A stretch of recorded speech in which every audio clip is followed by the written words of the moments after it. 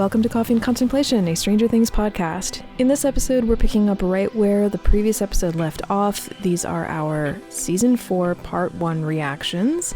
And in this episode, we're going to be covering Joyce and Murray, Hopper, and pretty much the bulk of Eleven's journey, which is going to be Nina, Owens, and Brenner, and the big reveal at the end. So if you haven't listened to the previous episode, which includes the party in Hawkins, the California crew, and a little bit of Eleven's journey, because she's obviously part of the California crew, at least for a while, and just some general immediate reactions that we had to Season 4 Part 1, definitely check that out, because this episode is only going to include those subjects. Hope you enjoy. And then in addition to those geographical areas and those groups, we will then finish up our discussion with some just general wrap-up thoughts. So without any further ado, let's proceed with contemplation. Let's swing over to Russia. So just generally thoughts on Joyce, Murray, Hopper. I felt like a lot of that stuff was way too drawn out. Maybe it would have been better just being its own episode. I actually like everything that they've done with Hopper this season. Some of it was very difficult to watch. I don't like the fact that he just ends up right back where he started. But I liked how clever that they have made him, like he is and has been this whole time. Mm-hmm. Yeah. He's not just relying on brute strength, because he doesn't have that available to him. Yeah. Took them long enough to meet a sympathetic Russian person who's not Alexei, who's absolutely alive, as we discussed. But not working with Owens because... No, apparently not. Motherfucker. Anyway, don't kill Enzo. Don't do it. I like him. I'm surprised. I'm rooting for him. I was so pissed off. Not really, but I was so pissed off when they mentioned like he had a son and his son was like, I was like, God damn it. Like, now he's gonna either redshirt or something. Like you had to go there, didn't you? And I liked the way that he developed that friendship again with Enzo. I thought that like they were really good foils for each other in a really cool way. And I loved his reaction to thinking that Joyce might be coming, and loved him with the Demogorgon. Yeah. It was weird for me. I was almost like kind of happy to see the Demogorgon. Like, yeah, like, oh, we know what to do with you. Yeah, like old friend. Yeah. It was that fight was gross, obviously, but it was really good up to a point. Like you saw that thing shred through like 6 guys or something, and I was like, yeah, that's how that fight would go. And then of course it got to the main characters, and I forgot how to fight. You know, even before the fucking fire whatever worked. I liked though that the fire starts to go out. Like I appreciated that, because it was kind of like that would happen. Yeah. Someone said how like even though you see in the shootout in the buyer's home, like the federal agent like reloads a number of times. Yes. So I actually said something during that sequence. I was like, is this guy ever going to reload? And Adam said he's actually reloaded several times. And I was like, oh. I missed that. I don't know. There was just so much going on, or I haven't had a chance to like really pick it apart. But Adam was paying attention. He reloaded several times. I saw him reload twice, so I was like, well, he is doing it, but that sequence, just to circle back to that, like I love too the way that he's like, stay behind me, go over there, like he's minding like where they are and not just like shooting everything. Like I was like, that was good. I liked that. I was worried when we saw those two just sitting on the couch watching TV that's what they were gonna be, and they actually did know their shit, and that was good to see. That was really interesting. I liked that. But in terms of Hopper, like... Yeah, it was like, Hopper is having a really good season. I mean, no, he's not. Yeah. But, you know, he's having a very narratively rich season. Yeah. The Russians didn't feel cartoonish this time. Yes. I liked the juxtaposition between all of the corrupt bullshit and like, torture and, you know, human rights violations that the Russians were getting up to, was paralleled really, really kind of like 1-to-1 with all of the corrupt, torturous human rights violations that the Americans were getting up to. Because in season 3, there was a little bit of like America good guy, Russia bad guy. Yeah. But in season 4, it's more like government bad guy, and I'm like, here, you know? How did you feel about Joyce and Hopper's reunion? I liked it. That was great. And kind of a small detail, I liked that they held each other and they didn't just immediately go for like a kiss. And I feel like they were holding each other in terms, it was a comfort move. Both of them had been through a lot, obviously Hopper like more so, and that's probably very obvious, you know, upon seeing each other. I think that's what people just do. Like, you see real videos of members of the army when they come home and they see their significant other, like, what do? They embrace each other, then they kiss. It's like, so I think that's the more natural, like, I just want to like hold you close. It's subtle.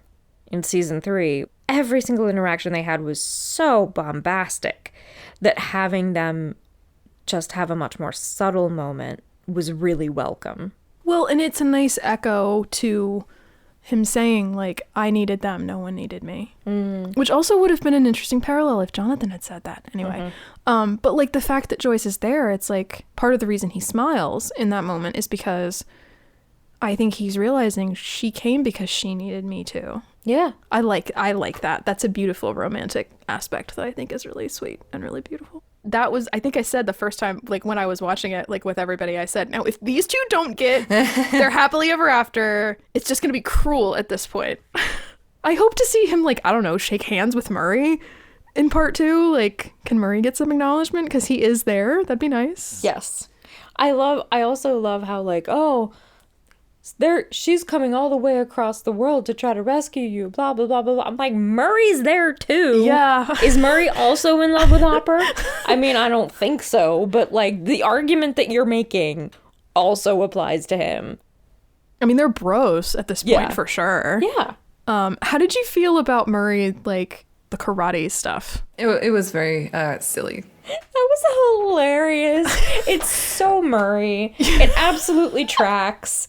I loved it. I loved all of it. I do think that there would be a danger of being appropriative, but it wasn't at all. I just liked that they didn't turn it into a joke. Yeah. And then later on in the prison, like, he takes out like 3 dudes. I was like, yeah, I liked that for Murray. I was like, this is great. We know that Murray is smart, but we're also kind of encouraged to think he's a little bit of a crackpot. A little bit. So I like that he got to kind of be in charge for a little bit.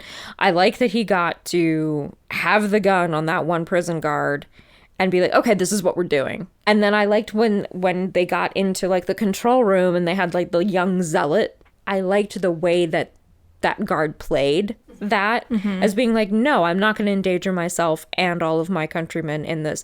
Like, I don't agree with him, but I get it. And I like that he got to be the one who was not just in charge of the group, but like in command instead of just being, again, like bombastic and crazy. It's going to be interesting to see like what happens when, how are they going to get back? They crashed their plane. How are they going to get back to the US, like to Hawkins? They'll figure something out. I know, but for this whole entire story arc, I had a bad feeling the whole time, right? There was no part, at no point did I sit there and go, oh, this is going to work out. Although, based on stuff that the daughters have also said, like, they're not going to, like, apparently, quote, wrap this season up with a nice bow. Which is kind of nice to know, because I had a feeling the season they weren't going to be able to do that. They've got way too much to do. I wonder if they're even going to get out of Russia. I think there's a strong possibility they might not, because it looks like there's a lot more shit going on in that back room from the promo we got. So, like, what else do they have in there? Yeah, it's very likely that it might be the whole, like, kind of like almost kind of Doctor Who style. It's like, we're here. There's shit we need to take care of here. Yeah. We can't just, cut and run as much as we might want to. Yeah. There's a world to be saved here, kind of thing. I think that's it for Russia. Let's go ahead and touch on the big reveal at the end. That whole long sequence. How did you feel about it? I like one being Vecna. I still have some questions. What is Vecna's relationship to the Mind Flayer? Yeah, that's a big one for me too. They meet in a bar? Like, who could say? I did not call that Henry Creel was going to be one. Nope. We did call that the orderly was one. We called that, Adam called that pretty early on. But neither of us connected Creel, the Creel house, or any of that to the Hawkins lab. So that was a very pleasant, very well done surprise. Like, that was a really good reveal. Gotta hand it to him there. Now, I did find something to be very odd about this child from the get-go. From the moment Victor first mentioned him. Did you pick up on that too? No, he said something about, he mentioned the daughter, like, oh, and there's Alice, and then Henry. Henry was always the more sensitive one of the two, or something like that. And I thought, sensitive, huh? You know, like force sensitive, that kind of thing. So I held on to that. And then at the end of the sequence where Victor was doing his flashback and then came out of it from the song, he said Alice had died. And we saw that. We saw her eyes gone. But with Henry, he said Henry was in a coma for a week and then died. And then I picked up on that right away. And I was like, okay, there's something funny going on with this kid. I still didn't put it together with one. I wasn't sure where they were going with that. But on rewatch, it's so fucking obvious, though. I'm going to be honest. I was kind of pumped because I called it really early on. That he was all three? Yeah. Partly because one was played by Jamie Campbell Bower. That was a bit of a hint that, like, something else was going on there. Because, like, you don't bring him on and then, like, you know, have him just be the orderly. But I did start to, like, you know, cotton on quicker than I normally would. So I was very proud of myself. What I said to you on the day still stands true for me. The kind of retconning and the, you know, like, time bending and the rewriting of things that they've done, it works. Like, the puzzle pieces, as they have shaped them, do fit together. But I think it's a little bit lazy, some of the things that they have done. He's doing his villain speech to a 7 to 9 year old, whatever. Yeah. And, you know, I think I said this to you in chat. I think that Henry Creel probably doesn't relate to adults. He probably still relates more to children and to teens, which is part of why he would choose them as his victims, and also part of why he would see himself in Elle and why he would talk to her like she's on the same level as him in maturity, because, you know what? They might be. They might be on the same level in terms of maturity, because he just never quite aged like a normal person, because he is literally a psychopath. And it was such a long villain speech. Yeah, I recently rewatched The Incredibles. So I was, even with my brain as scrambled as it was by the end of the season, I was like, I just couldn't help but think of Frozone going, he starts monologuing. Yeah, no, just the fact that he monologued for so long was a little much for me. But I mean, Vecna is not lacking in self-confidence. True. Or self-absorption. It's just funny, though, to think about, like, little 11 who, like, barely understands words. Yeah. Can follow that whole monologue. Well, I like that they made it that he's kind of talking to Nancy. Because the scenes with Nancy where she's, like, exploring the house and so on is intercut. And maybe it's just because I can't follow it, but I do find a lot of that presentation very confusing. I don't know how I'm going to feel about it at the end. But as of right now, I'm like, okay, you needed to get here, and it doesn't feel forced. It doesn't feel like you forced it. It almost feels like it forced you. Because, like, you didn't, at the end of season 1, they didn't know they were going to need, 4 more big baddies. And so as they go on, they're going to have to do this a little bit to, like, continue introducing new antagonists. And that's something that I just feel like we have to accept as an audience, and I'm okay with that. So it occasionally getting a little messy is kind of NBD. What I really, really loved is the exploration of Vecna's powers themselves, where Vecna comes from, like, what his deal, sir, is. And I actually love how much less afraid I am of him now. But I mean that in a very good way, like in a narratively strong way. Here's this monster that preys on your fears and that seems totally insurmountable, but he can literally be defeated by your favorite song. Like, that's so ballsy to go in that direction. Like, think of the Flayed, like, is just so physically overwhelming, whereas Vecna is just so, like, mentally overwhelming. He's so manipulative, and he's actually very subtle. He's not subtle when he's in the Upside Down torturing people, but the way that one Vecna is with Elle was actually, I thought, pretty impressive. the way that they set that up and had him like over time bond with her and like manipulate her and everything.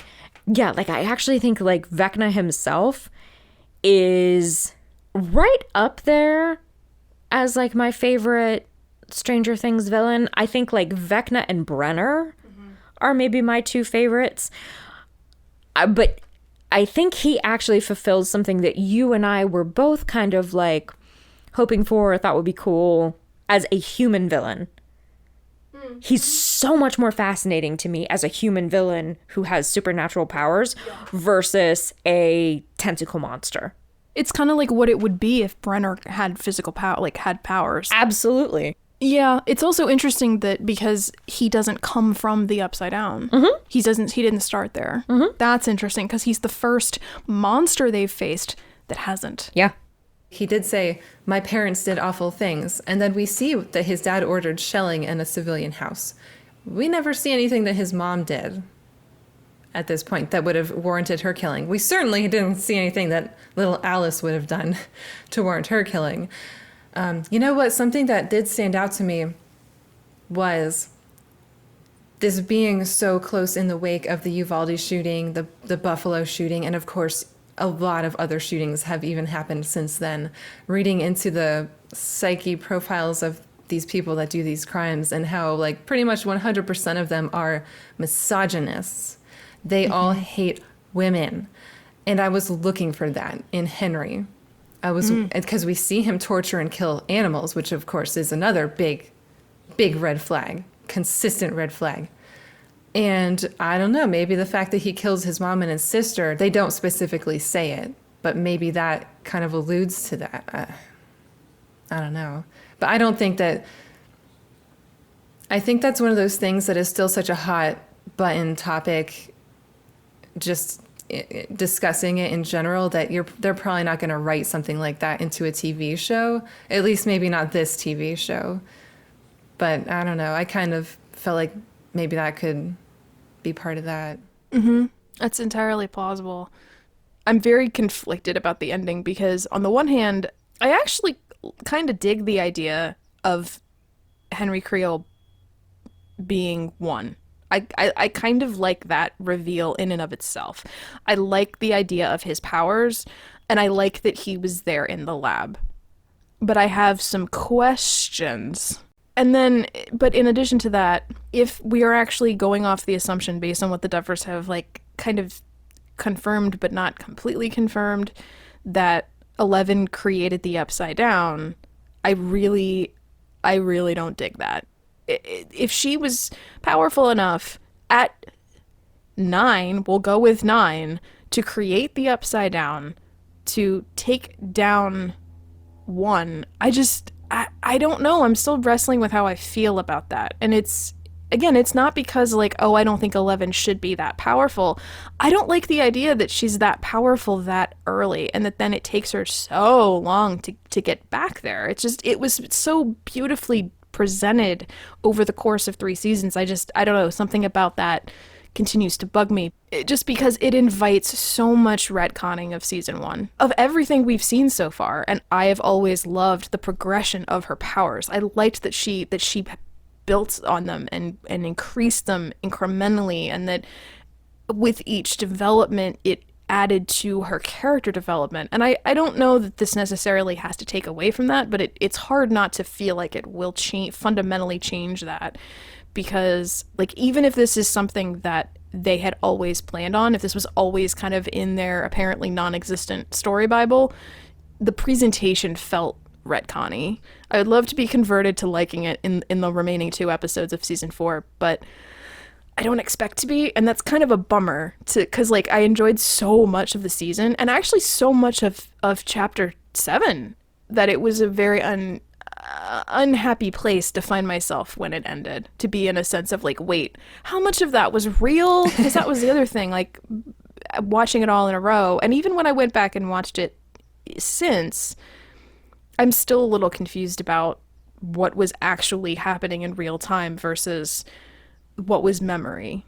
I mean, like, my hope is that there's more information on Vecna, because I think part of also why I was a little bit thrown by the final monologue was because I love Dustin's theory. It was like, okay, and Dustin is usually right. Like, if Dustin turns out to be wrong, that would be a massive left turn, because Dustin's been right every time. Like, at least to a degree. He's usually on the right path. So just based on kind of what he came down to, he and Lucas deduced being that if the Demogorgon was like a foot soldier that for the Mind Flayer, then Vecna is the 5-star general. And how are those things true at the same time? They both of them don't feel like they can be true. And maybe that's just me being still overwhelmed. I still think that we don't know. It's not necessarily that Elle created the Upside Down yet. I'm still not 100% like, I still think there's a chance that it was already a plane of existence that she opened a portal to that was maybe shaped by Henry Creel once he got there. Maybe his psyche was just so able to adapt to it or something. And, maybe he shaped the Hawkins Upside Down because that's what he knows. Or something. Maybe whenever he travels up there is when it freezes in time in the actual Upside Down, because that's his perception of what that area is. But it's still, I don't think we're supposed to know yet, so I'm kind of taking a we'll see on all of that, It's a little too much. And I think that that's more of like a hope then for moving forward, is that she didn't create it, because I agree it's still a little bit ambiguous, and I'm hoping that's not the case. Yeah, I'm with you there. Even if they try to tell me that she created the Upside Down, I think I will refuse to believe it out of sheer stubbornness. Like, the more I think about it, the stupider it gets, because that actually would really retcon everything in a really I'm not sure you could come back from that. Like, they're doing the whole thing of, oh, she doesn't remember, it's too traumatic. I can deal with that, so in service of eventually getting to the Vecna reveal. But if you tell me that she created the Upside Down, it doesn't make any fucking sense. Because if she created the Upside Down, then why is the Mind Flayer continually targeting her? You and I had this conversation. You said, well, the Mind Flayer is not directly targeting her. It's more targeting Will. But I feel like the Mind Flayer is kind of like targeting her through Will. All of the shit has been coming after Elle all this time. And if she is their god and their creator, then it doesn't make sense. The fact that she wouldn't have an affinity for it, if she was in the Upside Down, then her powers should be more enhanced. Like, if you were going to do that, you need to see that way earlier. Yeah. To quote a prevalent internet meme, it's not realistic. The other thing that they said in a different article that I read was that apparently what happens after this sequence is that, which we will find out in part 2, is that she went into a coma, and that's why she doesn't remember anything. And she also seems to have lost her powers, which is why they have to build it back up. And that's why Brenner all along has said, we can totally get them back because we've done it once already. Mm-hmm. I much prefer the idea of the Upside Down already existing, and this being the thing, this being the twig that snapped that caught the Predator's attention type thing. Mm-hmm. Like, the Upside Down never took notice of Hawkins until Elle blasted him through, and then they were like, oh, that I think could be really interesting and super cool. But like, her creating it, no. That really is making Elle the monster. Yeah. And like, there's such a separation between what the Upside Down is like and what Elle is like. Within the academia literature field, the phrase is the text itself. Any kind of interview you read or like behind the scenes, none of that is actually more important than what happens in the text itself. Mm-hmm. So if they say that, oh, she created the Upside Down, but the visual language of the scene does not show that, and it absolutely doesn't, then that's not what I'm looking at. They also don't in so many words say, 11 created the Upside Down. Right. So it's very possible that that's the reporter inferring something that isn't true. I do like this idea that Vecna is not of the Upside Down. He just happened to end up there and get stuck there. But I also, at the same time, in a way, I kind of hope that this means that we're not going to abandon this idea that Sarah came up with, because Sarah phrasing it in the way that she did in chapter 6, E Pluribus Unum, this idea that every monster we've seen has been a different manifestation of the same consciousness. I loved that. And I was really hoping we were going, because that's actually something that I think they really leaned into in season 3.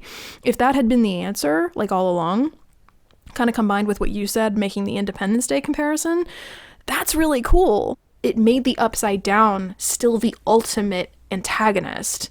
So so not like in a big way, but I'm a little bit worried that maybe they're not going to go any further with that idea, especially if it all came from 11. It's like, well, then the consciousness is L, and that gets so that gets icky, and and it's a lot, and she did it when she's young, she's very little, and that's a lot.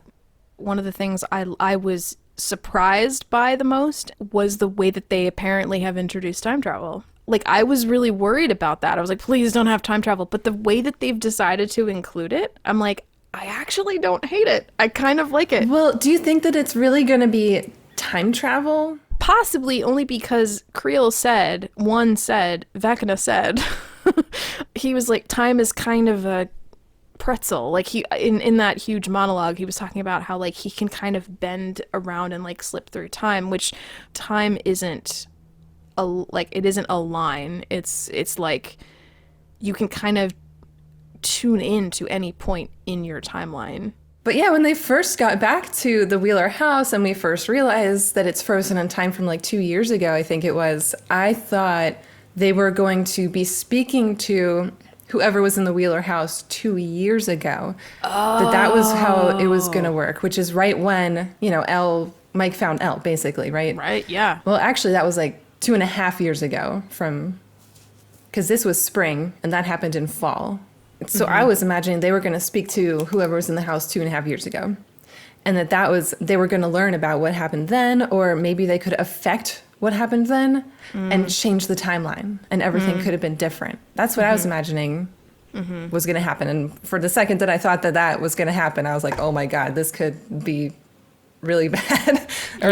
Or it could be really good. We could end up having it so that nothing in the series ever actually happened. I don't know how I feel about that idea. I mean, I'm thinking about Elle, and I'm thinking about her whole trajectory and how she keeps thinking of herself as a monster, and that she said in this season specifically, I don't belong. And that was a really big point for her in the moment that she said it. And one of my biggest gripes about the season is actually Elle's storyline and the whole trajectory that took, and how it was both dragged out and nonsensical to me. But she thinks she's a monster and that she doesn't belong. What if she makes it so that she never did any of this in the first place, or she never even existed, or something like that? Anyway. That's true. No, yeah, that's a really good point. My note says, there's something so very galling about Brenner saying to Elle, you have demons in your past. Yeah, it's fucking you fucking asshole. Like, goddamn. Yeah. Anyway. No, there was something deeply, deeply sick and icky about the end of, I think, episode 5 or 6, when Elle takes his hand and walks back in. That was gross. There was something gross about that. It's because Owens told her in the diner, this is your choice. He said it in more words than that, but he was like trying to give her autonomy. And then when she tries to run away, they do the exact opposite. Like, that was particularly gross because that's basically a lack of consent. She did not have all the information. Yeah. And I didn't put that together until just now. Like, that's what makes that She was lying to her the whole time, basically. I'm so mad at Owens. I'm so mad. I was so happy to see him, and now I'm so mad. I'm so disappointed in him. Oh my God. Yeah, expect a strongly worded letter. We know what his deal with her is now. Yeah. I'm also kind of, like, I will hold out hope that Owens will do something useful. I'm annoyed, but I don't want him to die. Yeah, like, I want you to be fully alive and fully aware of how badly you done fucked up. Yeah. And do something to make it better. You know, I still kind of like the character. I still think that he himself feels like he's very morally gray and he's not sure what the right thing to do is. And, you know, I appreciate that he's struggling with that and that it's tough to make the decisions that he's making. Like, whatever, that's fine. I don't necessarily agree with him. Yeah. Well, I'm also a little bit, I think that he and Brenner have in common that they both think they're doing the right thing.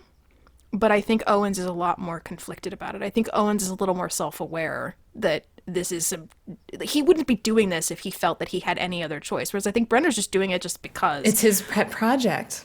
One thing though that I thought was interesting is that they don't even bother to try and explain how the fuck he is still alive. They don't even try. And I'm like, all right, sure. Because they don't. Like, it's just, there he is. Not yet. But I don't know that we need an explanation. Because I don't know that, like, does it really make a difference? He clearly survived. I've known he's survived since I got the book. Because it says in there, what they said was, and I'm paraphrasing, I don't have it in front of me, but they said that if we're gonna kill off a character like him after all the shit he's done, you as the audience deserve to see him die. I was like, all right, that's legit. That's fair. Yeah. Yeah. Yeah, we'll go with that. I feel like there's so much that they have to wrap up in 2 episodes, and even though those episodes are really long, I don't know, it's a lot. I will be surprised if it's not a cliffhanger. I'm concerned for the ending of this season because of the possibility of a main character actually getting killed off and how that's going to be treated. If it's too cliffhangery, like, no, we have to give him a good treatment. That's true. A send-off of some kind. I don't know. So worried about Steve. I'm so worried about Steve. Because he is such a fan favorite. Everybody loves Steve. Like, I can see it being a thing where he dies trying to do something heroic or whatever. Because he said, like, because part of the reason I was thrown off right before Nancy got taken by Vecna was because he says the thing about, I just breathed in a bunch of that shit. I was like, oh no, like, he's got something in him. Oh no, like, I'm like, if we get a chest burster, I'm gonna be so pissed. Oh my god, I know. Oh god, not even just in a losing Steve way, but the body horror way too. Like, ugh, no thanks. I don't think that Steve is going to die in any of Stranger Things. When you look at characters of who could possibly die, you weigh, like, okay, is the audience gonna cry? And you also have to, like, okay, like, assuming that it's well written, it makes sense, and so on and so forth, it's not just like kerpow out of nowhere. How much of an impact is it going to have if this person dies? And how integral are they if you have them die? So, like, if you look at Coulson in Avengers, Coulson's got a massive target on him. Everybody likes him, but he's not essential. And it will upset everyone on the team if he dies, and it will upset the audience in a cathartic way if he dies. But it's not like killing Captain America. And with Steve, he's not as central as, say, Elle. Like, I mean, I can say with 100% confidence, like, I defy the Duffers to prove me wrong. Elle is not going to die. You know, I'm worried for Elle because they were gonna kill her originally. But again, the only way that you could kill Elle is if there was nothing after season 1. Because Stranger Things is Elle's journey at its core. We've invested in her so much for so long. It would be a dick move to kill her now. And you also have to kind of look at, like, classic character trajectories. Yoda dies after giving Luke all of his knowledge. Killing Elle now would be like killing Hermione at the final battle at Hogwarts. Happy Pride to all our trans listeners. So, like, you have to look at, like, what killing the character would do narratively and what purpose would it serve. And I just don't think that Steve actually is in a position for killing him off to do anything. Steve is in this place where he's weirdly, like, too important and not important enough to warrant a character death. Hopper, actually, they could have killed Hopper at the end of season 3, and he could have stayed dead. I would not have enjoyed it. I would not have chosen it. I would not have liked it. but it would have made narrative sense. He was sort of in that kind of crosshairs of it would have, a pretty profound impact on the rest of the characters, and that was the place that he was in his journey and so on. I just don't think Steve's there. I think they deliberately hurt Steve this season in a way to be a red herring. Well, and the other thing is, like, Steve is, like, when it comes to Vecna, Steve is more vulnerable, I'm pretty sure, than Nancy. Nancy, I just don't think is going to have any patience for Vecna's bullshit. Well, but I don't think Steve has the same level of trauma that she does. I might argue that he does. We just don't necessarily see what it is. That's true. So, like, we spent most of season 2 following Nancy in her quest to absolve her own guilt around Barb's death. So we are familiar with Nancy's trauma. I don't think we are as familiar with Steve's trauma. I mean, you cannot tell me that there's not some shady stuff around, like, Steve and his dad and his family and all that. There's probably some terrible stuff that has happened in his life. I mean, we've spent all of season 3 exploring just how absolutely atrocious Steve's self-esteem is. Well, also interrogated by Russians. But narratively, it works a lot better for Nancy to be taken by Vecna because she is she's the journalist. She's going to be able to put all the puzzle pieces together. She's going to understand what's going on. And also narratively, again, hear me now, believe me, or laugh at me later. She's very much a person who's going to, like, Vecna's going to be doing his whole spiel. He's going to be doing his thing of, like, oh, here's all the worst shit that happened to you. You should be traumatized and let me, like, murder you slowly. And she's going to turn to him and she's going to be like, fuck off. She's not here for it. Yeah.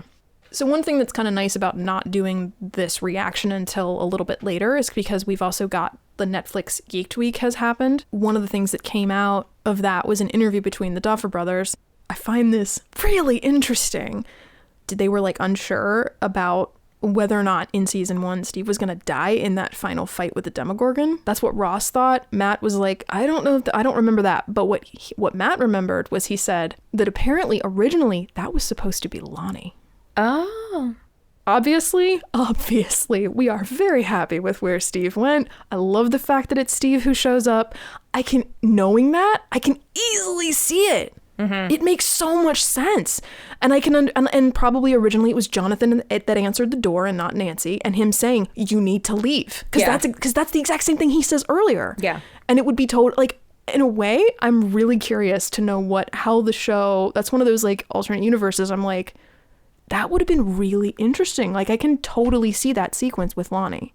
Yeah, and I unfortunately can very easily see them doing a redemption through death for Lonnie. Yeah, and through Steve, actually, if they'd killed him there. Yeah, I could see them going in that direction, but I think it actually would have been cool if they hadn't and had used that as a kind of, like, as a come to Jesus moment for Lonnie to realize just how much he is missing out by doing all of that which he does and ignoring Will, writing Joyce off, treating Jonathan as if he's a completely different person than who he is. And yeah, that could have been interesting. And if like Lonnie was going to, like, take the place of Bob or something in season 2, that could have been, yeah, like that. There would have been a lot of really interesting options if they had done that. But I am glad that they did what they did because I really enjoy that scene. I feel like you can really see the bones of it.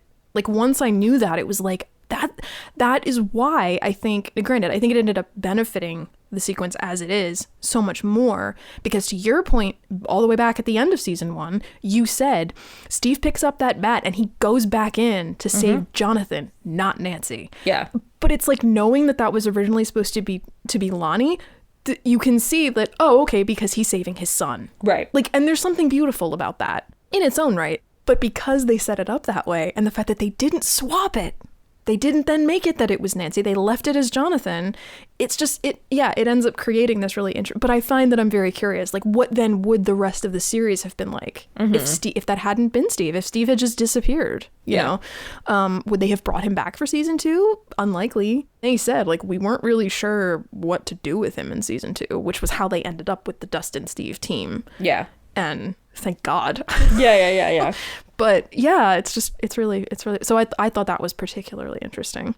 I'm at the point now where it's like, I understand there's this whole idea of like, well, you can't not make the stakes high enough. You know, you can't have all your characters in plot armor. And I know Stranger Things has this huge character roster, but like legit, I genuinely want and think it's entirely reasonable for everyone to make it out alive. I think that what you said in that conversation we had back in 2019 holds up. Just because people expect someone to die, I don't think someone has to. I think this is the kind of show, which is something actually Jenna said in chapter 3 of season 3, this actually isn't that kind of show. In fact, every time someone has theoretically died who's in that main group, because we have had actual character deaths, anybody in that core group, they've come back. Yeah. Meaning Elle and Hopper. Mm-hmm. So, yeah. I don't know, call me crazy, but I think everyone should live. And Same. I say unironically. Yeah. I'm not a fan of character death. Sometimes it has to happen. And like, that's fine if you like stories where it's like, nobody's safe. I can see the appeal. Mm-hmm. It just doesn't appeal to me. But I also feel really, really strongly that we need more stories that are about like, so we all saved the day, and now what are we going to do to heal? You know, we need more stories that involve healing and not just like heroics and theatrics and then sacrificial death. Like I can't think of anybody that we could kill off. Like not, you know, they usually do a thing if they're going to kill somebody off, they bring on somebody new and then they kill them off. That's what they did with Bob. That's what they did with Alexi. And so like the newcomers this season, well, I mean, they already killed Chrissy. I wouldn't say that I cared about her more than I care about Nancy, but I did like her. I did feel for her. She was clearly going through something terrible even before she attracted Vecna's attention. Yeah, so like we got our quota. So, but the other new characters this season are Eddie, and I'm serious. I have had Eddie for a week, and if anything happens to him, it's gonna be torch and pitchfork. I don't care. His little like hi that he does. It's so cute. A lot of my like concerns over like people's welfare has to do with the fact that I continue to be invested, and I'm glad that I'm not ambivalent about it. That was, I think, a fear I didn't realize I had, was about walking away and being like, whatever. Yeah. But no, I'm like thoroughly invested. I loved the fact that we had these twists and turns still hitting all the way through, and not just the big stuff, you know, like little things too. So yeah, that's a really, really great way of saying it. I didn't even realize. You're right. I was afraid that I wasn't going to feel invested, that I was going to stop caring. No, they made it very compelling. Overall, I think season 4 has brought it back to what I said about seasons 1 and 2, which is the whole is greater than the sum of its parts. And that hasn't felt true from season 3. Yeah. At least these 7 episodes have been really pretty solid. Mm-hmm. And the takeaways are better than the flaws in most cases. Yeah. But what's also happening is that because season 4 is shining as brightly as it is, I think it's also sort of that light is reflecting off of all the good parts about the previous 2 seasons. Yeah. But I'm glad we're here. Yes. I am too. Yeah. This was I'm in a much happier place than I was at the end of season 3. Oh, yeah, for sure. I really enjoyed this season. I'm so looking forward to the next part. I'm so looking forward to breaking it down. Whatever it is we get. Yes, me too. So that is going to conclude the contemplations between Jenna and Heidi and I. However, before we wrap up completely, I did want to also mention that we've had a few listener comments and listener feedback, and which is actually something that I'm not usually able to incorporate into the podcast because I batch record, as has been the luxury of having the series just all out there. So this is a little bit of uncharted territory for me, hence a bit of the delayed posting of these episodes. So thank you all for bearing with me. I really do appreciate it. I wanted to go ahead and read a couple of these comments. Some of which specifically come from Spotify, where I had posted a question of what are you most looking forward to in part 2? And we got 3 answers here. One was from Kenzie, who said, Hopper and Elle's reunion. I have no idea how they're going to get out of Russia, but I just know that moment is going to be absolutely beautiful. 100% agree. Like, I'm actually worried about how beautiful it's going to be. Just as, as someone who's lost my dad fairly recently, I'm expecting to be very, very emotional. But yeah, I'm weirdly dreading it, but also very much looking forward to it. I have no doubt it's going to be pretty spectacular. Another response was from Dean Ashley 4, who said, I'm looking forward to the whole gang getting back together in Hawkins. Oh, and the final showdown between Eleven and Vecna. Also agree. Something that has been consistent across all 3 seasons. We touched on this a little bit in the season 2 finale, is that there's a lot of emphasis on teamwork and how consistently you see all the different groups coming back together. So yeah, that is absolutely something that we can really look forward to. Now, I have to wonder, though, if that's something that we may have to wait for season 5 for. That would be really breaking the mold, and I'm not even sure how I feel about that. But yeah, in short, I agree. I'm really excited to see everybody in one room, especially because it's just the sheer size of our cast of characters. It's enormous now. That's going to be a really powerful group of people. So yes, hard same. And then our third comment was from Lauren, who said, seeing what happens between Steve and Nancy. Yes. I think Jenna called it, at the time that Jenna and I recorded, that was actually right at the beginning of June. And so we hadn't seen a whole lot of reactions yet from that. Now that brings me to a comment that I got over on our TikTok, which, in case you're not aware, what I do normally is I post. Very often they're condensed clips from the episodes, just as either as sneak peeks or as just some of my favorite sound bites from our episodes. And there was one in particular where I condensed Jenna and Heidi and I talking about reactions to the Steve and Nancy, rekindling of romance. And TikToker said, absolutely hate it. I think it completely ruins the development of both characters. It feels like they're only doing it because they can't imagine Nancy simply existing without being obsessed with a man. Like, let her be single in a healthy relationship or just focus on her friendship with Robin. I think that definitely speaks to the larger, as Jenna called it, she said it's going to be probably pretty divisive and kind of split the room. Yeah, there's a lot of this going around. Over on Instagram, I had a comment from Josh who said, some are suggesting that all of this Steve and Nancy stuff is merely setting up they're going to kill off Steve, but I like that it's showing how each of them has changed. What they liked about each other before is still there, but it manifested differently now. I think Steve has more sadness in his eyes when he looks at Nancy. He wasn't able to fully appreciate her before, and now he really feels humbled that she is still friendly with him. I don't know if I entirely agree with all of that. Jenna did mention that it would be kind of cool to see Nancy just be like, you know what? Everyone's got their issues. I'm just going to go to college and be a journalist. I'll see y'all when I get back. That could be legit. I just want everybody to be happy, which I know it's unlikely that that's actually going to happen at this point, but since we recorded our conversations between Heidi and Jenna and I, that part 2 trailer has come out. The vibe that I get from that part 2 trailer is that it's attempting to scare us. They want us to be afraid that someone is going to die, and I don't necessarily think that that's completely in earnest. I think that there might be that's just what they're leaning into to try to make us watch. Pure marketing, but is that actually indicative of something that is for sure going to happen? I don't know. It has a very Empire Strikes Back feel to me, that trailer, so we'll see where that goes. I don't know. On another TikTok video, there was a comment left by Haley Weibold who said, I love how Vecna plays off trauma because everyone has some sort of trauma or things we regret, so it really gives this feeling that no one is safe.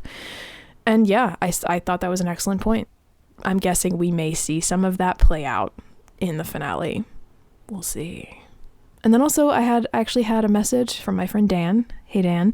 He had 3 points that he wanted to make. One which was, Mike is useless. He seemed to have a purpose in season 1, but that's it. I feel like once Max came into the picture, she became the friend needed for Elle. She is the one who helped socialize Elle more than Mike ever could. And someone needs to die this season, and I vote Mike. Ooh, shots fired. And then his second point, I feel there is pressure for all the kids to be in relationships, and I don't love that. Max and Lucas can not be together and still be great important characters. Nancy Steve or Nancy Jonathan, during this point in the season, it seems both of those relationships shouldn't happen. It doesn't feel natural or any of them to be together. And then 3, I really didn't like that everyone was separated this season. Shows do that well, but I feel like every other season has cemented they need to work as a gang. I'm going to respond to these in reverse order. I think as far as everyone being separated, I think part of the reason that feels particularly noticeable this season, it's a much longer season, so everyone is separated for much longer, just surely because of the running time. But there's also the fact that we haven't actually had the finale yet. And part of what has also happened is that where it ended felt, Ivy had made the mistake when we were talking, and I left it in the episode of how I called it the finale. But Chapter 7 did feel like a finale. It had a somewhat conclusive vibe to it, while also kind of being open-ended. I think once we have the full season, it may change the chemistry of the entire season. We'll see, though. I could be wrong. I already kind of spoke to the Steve and Nancy stuff, but as far as Max and Lucas, I am actually really here for whatever form that relationship takes. I would hate for them to not be friends. I think one of the reasons that at least personally, I can't speak for Jenna or Heidi because they're not here, but one of the reasons that I've personally been so invested in their relationship for so long is because of the way that it was built. And I liked that, even though you definitely could feel romance in season 2 between them. That scene between them on the roof of the bus, I like their dynamic, whether they're in a romantic relationship or not. And I think a lot of that is owed to Sink and McLaughlin. Like, they are just absolutely killing it this season. Like, they have great chemistry, both platonic and romantic. That said, I'm not going to be mad if they get back together. As long as it's done well. I think that's really where I am with most things. And I think honestly the Steve and Nancy relationship is a great example of that. I still don't even like the idea in principle. I have a lot of reasons still for not wanting that to happen. So given that they've made that choice, I'm interested to see how they keep going with it. As far as any of them to not be together, they're all teenagers. The oldest is probably 19, and that's probably Eddie and or Steve, and then the actors are older, yes, but the youngest are supposed to be like 14 to 15. I read a lot of YA and teen fiction, particularly of the speculative variety. It comes with the territory. Crushes are going to happen, attraction is going to happen, and again, that's coming from an ace person. I mean, even I wrote a YA fantasy novel, and granted, it's blink and you'll miss it, but there is an element of romance even in my own novel. So with that expectation, or with that kind of convention, should we say, of the genre and the age group, I think given that, they're handling it really well, which is one of the reasons that I think it's important to acknowledge that. Don't get me wrong, I would much rather see friendships. When they do them right, they really, really nail them. So I think that there are a lot of missed opportunities this season, but I'm not surprised, I guess, but hopefully they'll handle it well moving forward. And then as far as Mike, Heidi spoke to this, and Jenna did too. I'm trying really hard not to form a concrete opinion about Mike just yet. I feel like there's enough running time left in the final 2 episodes that I think there is still a, however flimsy, chance that they could turn it around. I think Wolfhard, at least up to now, is up to the challenge. And I do think that there was a lot of stuff going on in season 2. Again, I think season 2 gets written off a little too quickly. Max and Elle didn't even become friends until the beginning of season 3. Elle wasn't there in season 2. And that was what Mike was dealing with. Again, I've made my opinion clear. I hope no one dies. I don't think anyone should die. I'm not even going to pick who I would choose to die, because I refuse to give that energy. I want Vecna to die. But as far as any of our core characters, of our heroes, nobody. I want everyone to live. I just want to say that again for the people in the back. I would much rather see them reinvigorate Mike's character and bring back the characterization of the Mike that we knew. And even if they don't do that in season 4, that would be a big hope for season 5. Just generally across the board, I think any of these issues have every possibility of feeling more cohesive once the entire season is in front of us. And that was deliberately why I wanted to do 2 reaction episodes. Of course, it's going to be more than that because there's already been 2 reaction episodes, just part 1. But I want to see where we all stand after part 2 comes out, because I do think that there's going to be, I think it's very likely that things may change, things may shift. So thank you, all of you guys who chimed in and who have been commenting and reaching out and sending messages. It was really awesome to hear from all of you. Keep the conversation going. And with that said, that is actually going to conclude all of the contemplations on season 4, part part 1. I can absolutely confirm now that I will be doing breakdowns of each and every episode of season 4, because how can we not? There is so much stuff to get into, as you can tell from our very long contemplations and reactions already. There's a lot to love. There are some things that we want to get into a little bit more. Just, yeah, so much to discuss. Can't wait to do our breakdowns, and really can't wait for part 2. You can join the conversation by joining us on Instagram and TikTok or emailing us, and all that information is in the show notes. Thanks again for listening, and we'll see you on the other side. Over and out.